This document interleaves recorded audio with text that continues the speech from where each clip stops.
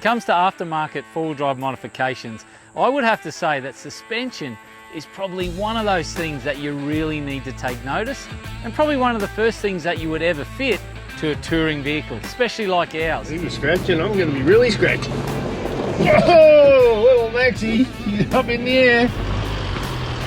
Now it's not just about having a good ride, it's also the ability to carry a load, tow trailers, tow caravans, all those things, and have the good ride at the same time. Washed out.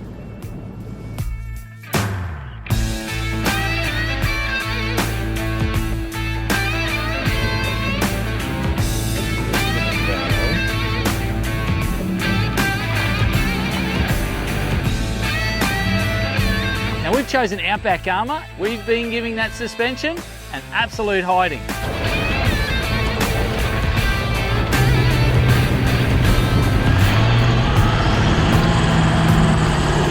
One of the things I really like about the Outback Armour suspension is it's fully adjustable.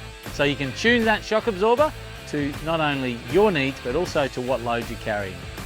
I'm just dialing back like about 5 notches. 5 clicks on that rear one as well, Simon. Copy that. And I think that should do it.